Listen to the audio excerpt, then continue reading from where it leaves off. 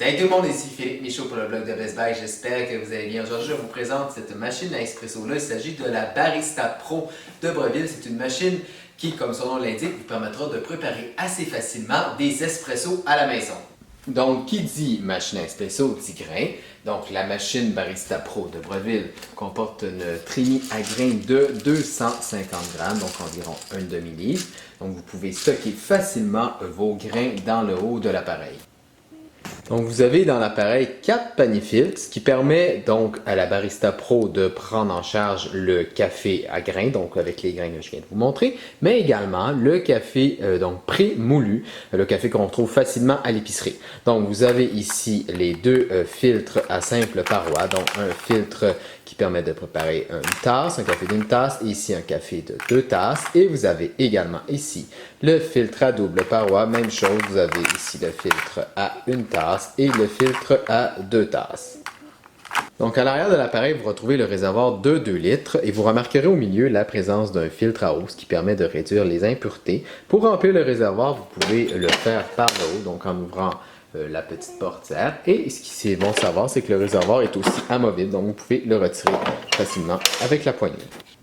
Donc nous sommes de retour sur le devant de l'appareil pour vous présenter un petit peu le panneau de contrôle.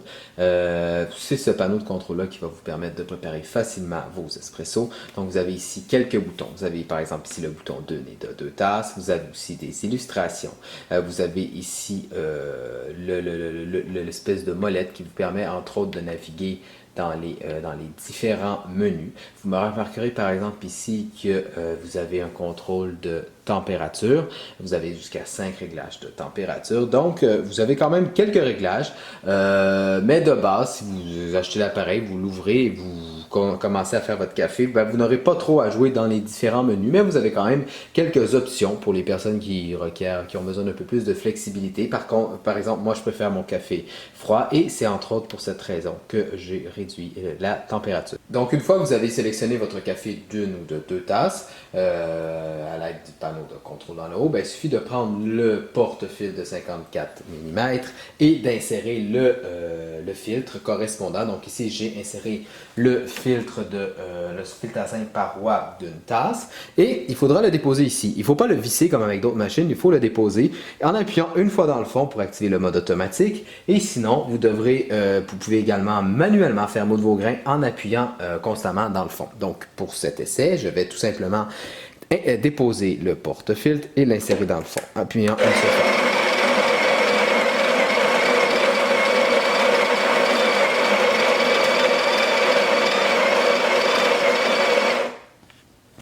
Donc, étant donné que la machine ne tasse pas automatiquement la mouture de café, il faudra le faire. Vous avez deux accessoires pour le faire. Vous avez ici ce petit bâton qui est inclus. Donc, il faudra appuyer sur votre mouture, donc en appliquant une certaine force. Quand même, il faut appliquer une certaine force. Et ensuite, vous avez un autre outil qui s'appelle le Razor. Donc, il s'agit d'une lame qu'il faudra tourner donc pour égaliser votre café. Donc, c'est une lame qui suffit de tourner et ce qui permet vraiment de retirer l'excès pour avoir disons, un café plus homogène, une mouture plus homogène.